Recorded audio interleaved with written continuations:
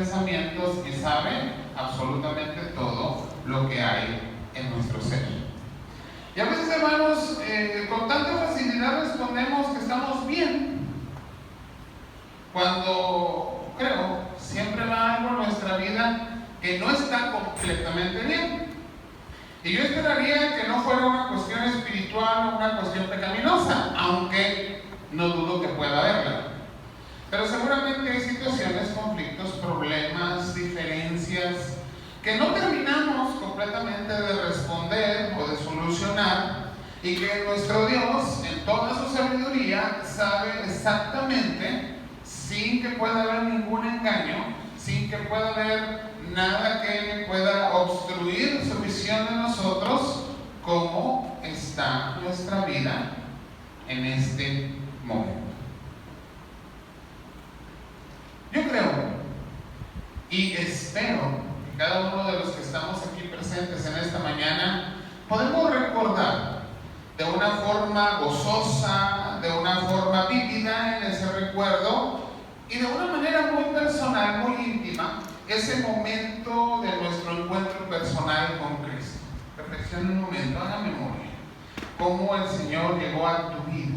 ¿En qué momento llegó a tu vida? ¿Hace cuántos años llegó a tu vida? ¿Cómo fue ese encuentro personal con tu Señor?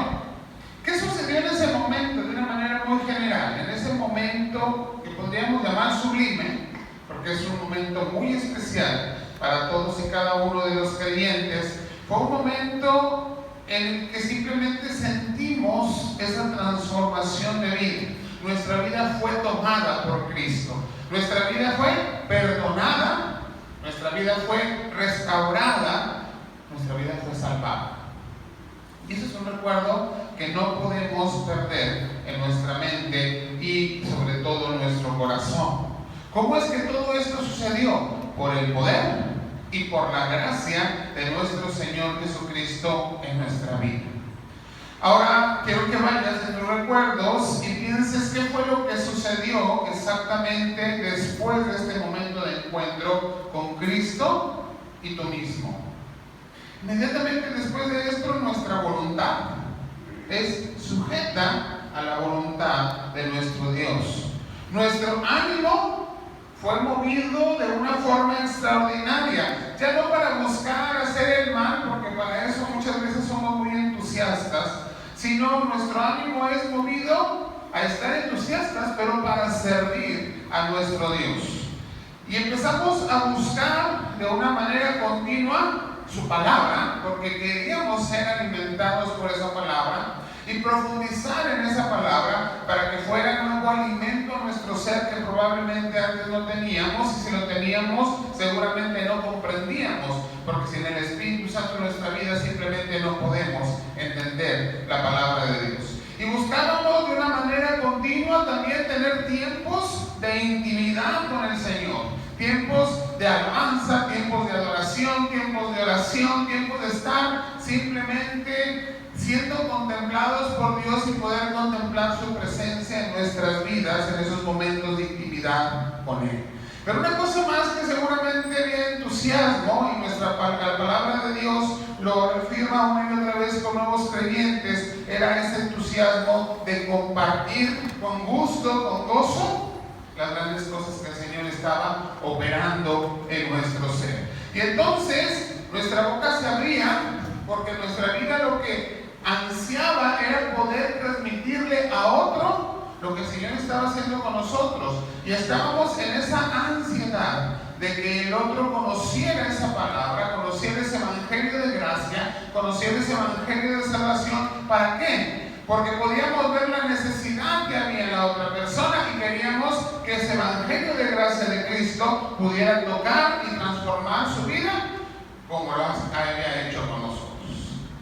Y creo que no estoy equivocado. Esta es una experiencia que, si bien el Señor tomó su tiempo, su momento, sus características, sus situaciones para llegar a nuestra vida, es algo que se repite en la vida de los creyentes, es algo que se repite en la vida de los nuevos creyentes del Nuevo Testamento, y es algo que el Señor sigue haciendo en cada uno de nosotros hasta nuestros días. En otras palabras, nuestra transformación hecha por Cristo, ese cambio de vida que hemos recibido, nos llevó de una manera activa a caminar en el servicio a nuestro Dios. Ahora te pregunto, del 1 al 10, vamos a hacernos un pequeño examen, autoexamen. ¿Sí? Aquí no hay que darle calificaciones a nadie, sino tú a ti mismo, sabiendo que el Señor todo lo sabe y todo lo ve. Del 1 al 10, ¿cómo está tu tiempo devocional con tu Señor el día de hoy? Ponme una calificación. 7, 8, 9. Espero no 3, 2, 1, pero puede ser. ¿Cómo calificas tu dedicación, no solo a la lectura, sino a profundizar en el conocimiento de la lectura de la palabra de nuestro Dios? ¿Cómo está tu entendimiento? ¿Qué calificación nos ponemos del 1 al 10? ¿Cuánto te darías de calificación en tu diario vivir como una vida agradable delante de Dios? No le preguntamos a Dios cuánto te califica. ¿Tú cuánto consideras que debes ponerte de calificación? ¿Cuánto te calificas como una vida agradable delante de Dios? ¿Hasta qué punto podemos llegar en esa calificación? Por último, te preguntaría, ¿qué tan seguido o con qué tanto ánimo compartes hoy, después de no sé cuántos años de haber tenido tu encuentro con el Señor, las buenas nuevas del Evangelio de Salvación? ¿Sí? Y esas buenas nuevas que transformaron tu vida, ¿con cuánto te calificas ese entusiasmo por compartir hoy la palabra?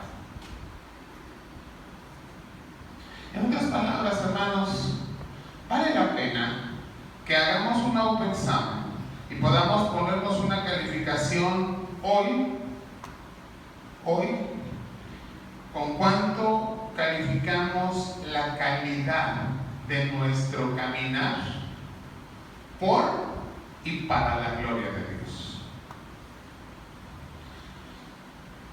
Y creo que esto nos da un panorama totalmente diferente. Yo inicié ahora esta predicación preguntando cómo está tu vida el día de hoy. Y podemos decir bien, muy bien, todo excelente. Pero cuando profundizamos en todas y cada una de las situaciones que implica vivir, no solo vivir en esta tierra y desarrollarnos y llegar al crecimiento físico, humano, y pues todavía el Señor no nos llama a su presencia, calificarnos en ese caminar en la vida cristiana que se está llevando a cabo al paso del tiempo que el Señor nos permite la vida, y que debiera ser en todo tiempo, en todo momento, en toda circunstancia, en todo lo que estamos haciendo, por y para la gloria de Dios. ¿Podemos calificarnos en eso? Y a lo mejor si vuelvo a preguntar cómo está tu vida el día de hoy, vamos a decir, pues no tan bien como yo lo consideraba. Y delante de aquel que todo lo sabe, que conoce lo más íntimo de mis pensamientos, pues quién sabe qué calificación el Señor me estaría poniendo el día de hoy. Tengo que decir con tristeza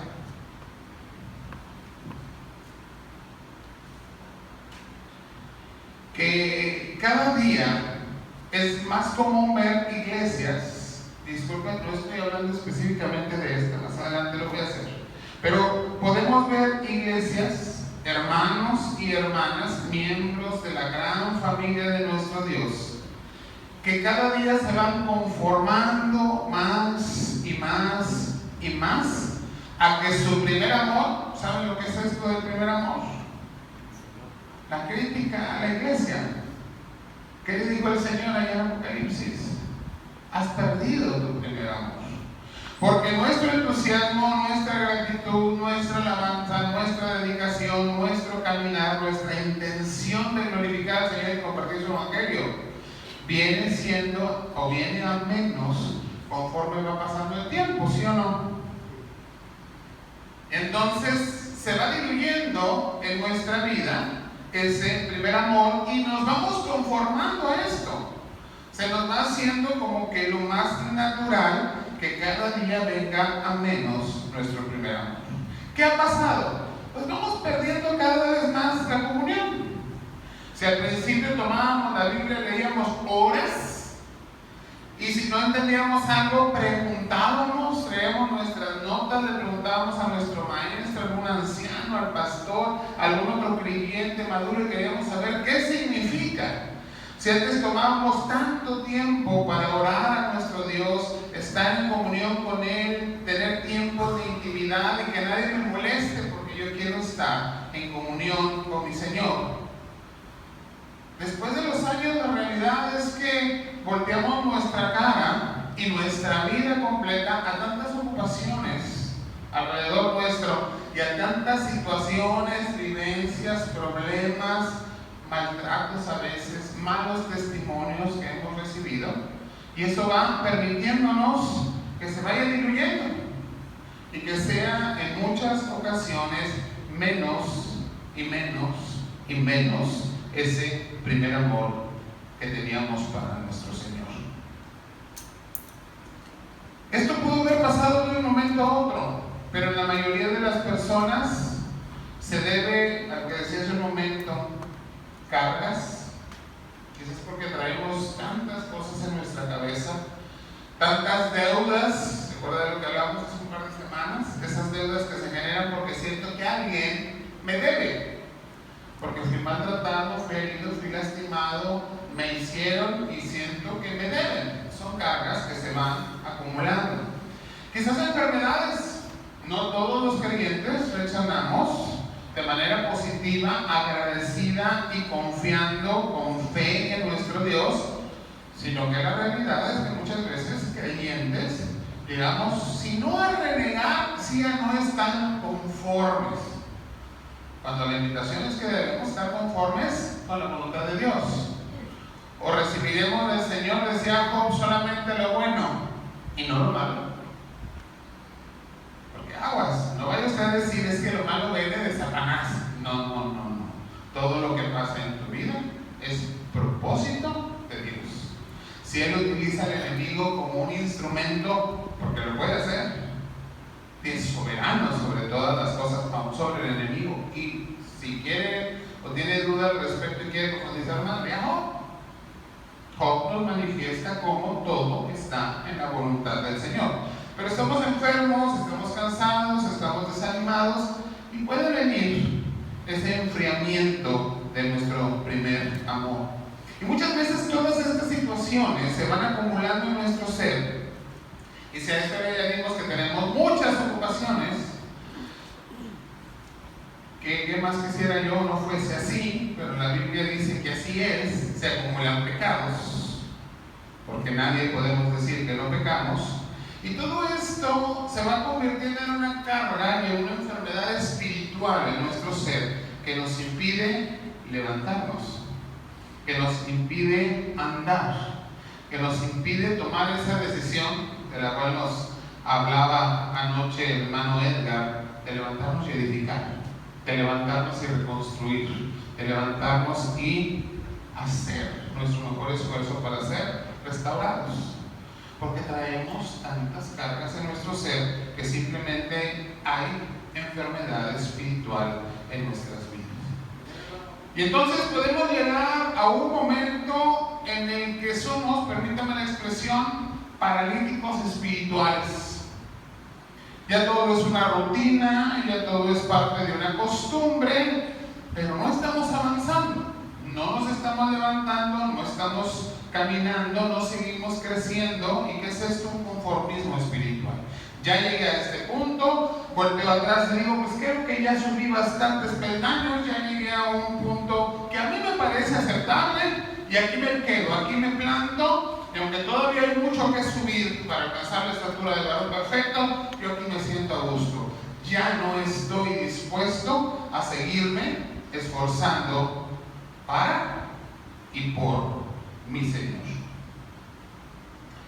Esto puede haber pasado en algunos creyentes hace muy poco tiempo, o pudiésemos tener muchos años de parálisis espiritual. Y quiero agregar algo más. La parálisis espiritual es contagiosa.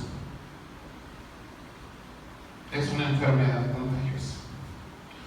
Cuando tú te sientas al lado de alguien que tiene parálisis espiritual, y en lugar de ser tú en el Señor, con los dones, capacidades, con el Espíritu de Dios en tu vida, quien opere para la bendición de esa persona, lo más probable es que la otra persona te influya y te pase su desánimo y te haga todos los comentarios negativos que él ve y ninguno positivo, y entonces tú caigas en ese conformismo y digas, es cierto, ¿para qué me sigo esforzando? Aquí las cosas no cambian de ninguna manera.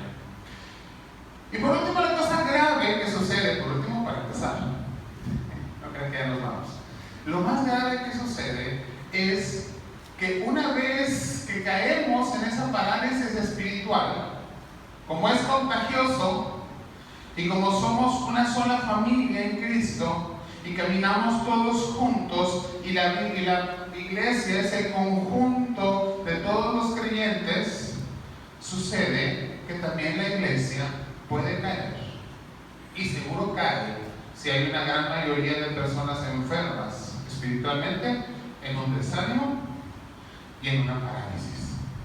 Y entonces vemos iglesias que no avanzan, que no caminan, que no van más allá. Aquí me detengo y comparto una experiencia negativa, porque me dolió mucho que me lo dijeran así. Hace unas semanas estaba en la Ciudad de México y estaba platicando con algunos hermanos, no digo de qué área, yo trabajo con muchos grupos allá en México, que me preguntan, pastor, ¿va a celebrar un aniversario en su iglesia? Y yo muy contento les digo, sí, 100 años. Imagínate nomás, 100 años. Son pocas las iglesias en México que llegan a 100 años. Y bueno, esperemos que todavía el Señor nos dé muchos años más. Me dice, wow, qué padre, gracias a Dios. ¿Y cuántos miembros tiene la iglesia? Digo yo, 100 miembros. Ah, muy bien, uno por año.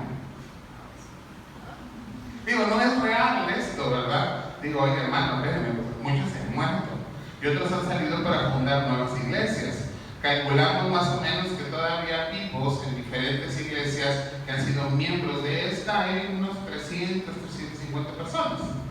Pero bueno, como que ya no me dan muchas ganas de dar explicaciones después de esa reflexión. 100 años, 100 miembros. Cuando vemos iglesias de 35, 40 años que tienen 450, 500, hay una iglesia en el sureste que ya llegó a 900 miembros y tienen 30 años de existencia. Bueno, algo está pasando. Y me sacudió esta pregunta. Yo no sé si quisieron contar mala intención, no quiero desconfiar del hermano, pero como que expresiones así desaniman un poco.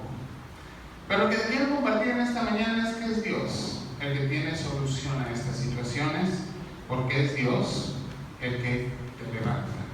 Y si es Dios el que te levanta, es Dios el que levanta su iglesia. Dice la palabra, hay en Jerusalén, cerca de la puerta de las ovejas, un estanque llamado Betesda, el cual tiene 5 pórticos. En ellos yacía una multitud de enfermos, ciegos, cojos y paralíticos que esperaban el movimiento del agua. Yo vi el versículo 4 y le voy a decir por qué. Si usted revisa Nueva Versión Internacional, Nueva Traducción Viviente, Dios habla hoy, el versículo 4 no aparece. Y no es porque se lo hayan quitado, es porque en los escritos originales el versículo 4 no aparece.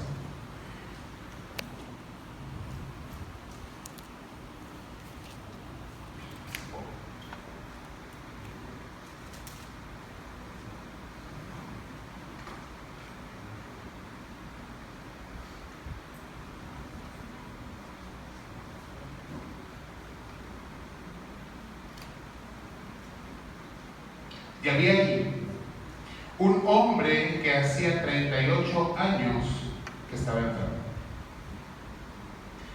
La experiencia de este encuentro de este hombre paralítico con Jesús, ese paralítico que está postrado en Betesda y que el Señor se acerca y le levanta y le restaura, debe ser una experiencia para nuestras propias vidas, una experiencia de cómo la gracia y el poder de nuestro Dios se manifiesta para nuestra restauración cuando ni siquiera lo estamos buscando.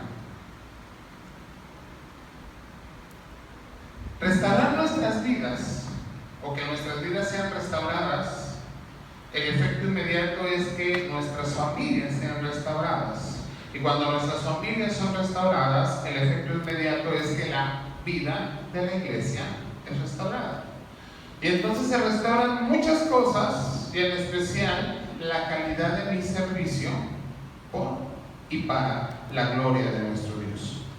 Pero para poder experimentar este encuentro y para poder pasar por este proceso de restauración, hay que reconocer que Dios, no nosotros, Dios nos lleva en 5 pasos muy específicos en donde nos confronta, nos enfrenta con nuestra propia debilidad, con nuestra propia enfermedad y quizás con la enfermedad de nuestra familia y seguramente con la enfermedad de nuestra iglesia, mostrándonos que es Dios quien tiene el poder de levantarnos, de restaurarnos y de enviarnos a seguir adelante.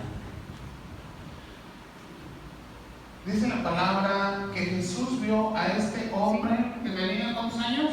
¿Acostado? 38 años. Esperando la manera de salir adelante. ¿Esforzándose? No. Pero sí esperando la manera de levantarse y seguir caminando. Dice que Jesús lo vio acostado. ¿Y qué fue lo que supo? Que él llevaba mucho tiempo así. En primer lugar, hermanos, debemos de considerar, ser muy conscientes de que Dios conoce cuál es tu situación. Que Él no le puedes decir, Señor, estoy muy bien, Señor, mi vida cristiana va excelentemente, Señor, todo lo que hago es para tu gloria, Señor, en todo lo que hago soy bendición a otros, porque Él sabe y saben perfectamente cuál es tu condición. ¿Cómo sucedió que llegaste a esa condición? ¿Y cuánto tiempo tiene que has estado caminando hacia esa condición? ¿Sabe cuáles son los obstáculos que han venido a tu vida? ¿Sabe cómo los has enfrentado? ¿Sabe cómo has reaccionado? ¿Y cómo se ha venido diluyendo nuestro primer amor por el Señor? Nada le es oculto al Señor. El Señor nos ve, y qué triste decirlo, tomado de la palabra, que muchas veces estamos acostados. Y generalmente cuando estamos acostados, quizás a más de leer, para decir que podemos hacer algo productivo, o de hablar por teléfono para compartir y bendecir a alguien, difícilmente estamos haciendo algo productivo. ¿Estamos acostados? Estamos acostados.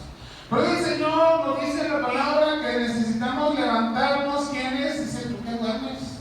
Levántate. Levántate tú que duermes. Levántate. ¿De dónde? De los muertos, para que seas alumbrado por Cristo. Y nos es necesario ser alumbrados por Cristo. Pareciera que es necesario que nos enciendan la luz, ¿verdad? Porque mientras estamos a media oscuridad, nos podemos seguir acostados.